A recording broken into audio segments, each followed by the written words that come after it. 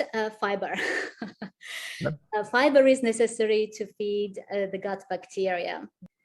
Well, I mean, this is obviously a huge topic. First of all, fiber is not an essential nutrient. It just clearly isn't. I mean, I would have long died if it had been. So it's not essential. And there are numerous historical populations that subsisted on very low or no fiber diets. You can look at the circumpolar populations throughout, whether it's Alaska, Canada, Scandinavia, and Russia. You can look at some of these Nilotic African populations, the Mongolians, and they just didn't have much fiber in their diet, if any.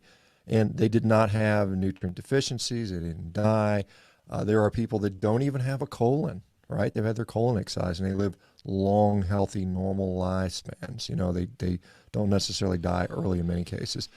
I think the belief that fiber is beneficial, and it can be. I mean, I think fiber can be very beneficial in the context of if you're eating the standard American diet, the standard Mexican diet, and if you include more fruits and vegetables and whole grains relative to what else you might be eating, which is, maybe the pure junk food, then it's going to provide a benefit. We also know that people that do those things, that eat more fruits and vegetables tend to be wealthier. It's just, and there's the socioeconomic effect that goes on that. There's a healthy user bias. All those things clearly have a role there.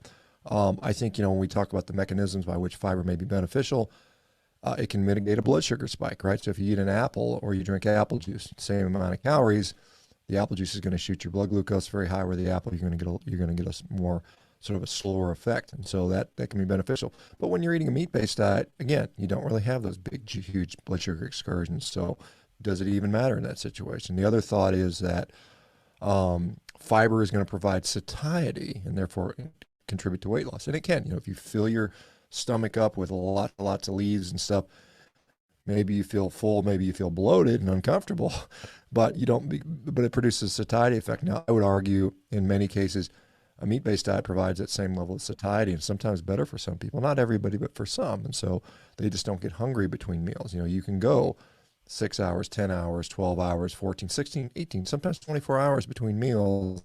Maybe that satiety effect is not as important for people on maybe a meat-based or a carnivore diet. And then I think the final thing that people talk about as far as mechanisms is that fiber, there are bacteria in our gut that can utilize fiber to ferment that and produce these short chain fatty acids, things like butyrate, which tends to, at least we believe it tends to benefit the mucosal layer of the colon or the colonic cells.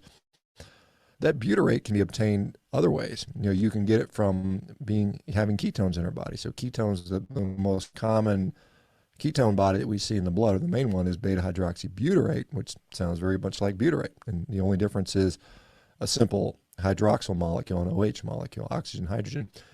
Those are easily interchanged. They can go back and forth. And some people think that the reason butyrate from the colon, from fiber, is helpful because it later converts to beta-hydroxybutyrate, which may in fact help the cells out. So those cells are well vascularized. You've got blood flow going to the colonic cells, are getting butyrate one way, either from the colon, from the gut lining, or from within through the blood supply.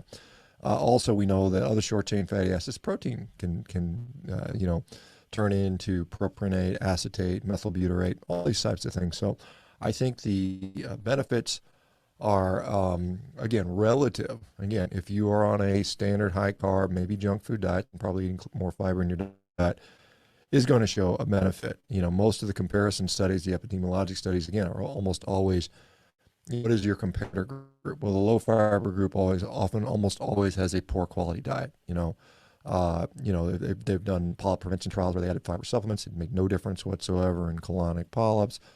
There's a study looking at colonoscopies where people ate lots of fiber versus people ate low fiber, and the people that ate lots of fiber had higher disease rates. They had higher rates of diverticulosis, and so I think it is a relative benefit depending on who you are. It's not essential. Clearly, it's not, and I'm not concerned about it. In fact, these populations, these Inuit populations, when they looked at their gut diversity, they had very diverse guts. I mean, they still had plenty of microbial diversity. They didn't have problems. And again, at the end of the day, what do we want to measure? We want to measure actual disease, not these proxy markers.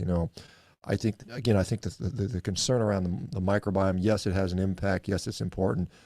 Do we even know 1% of what what's going on? Probably not. So we're still in the infancy. And so to sort of say this diet is better because it produces this subset of bacteria, you can't extrapolate that to the whole population. I think we're too far away from being able to do that, and we probably never will get there, quite honestly.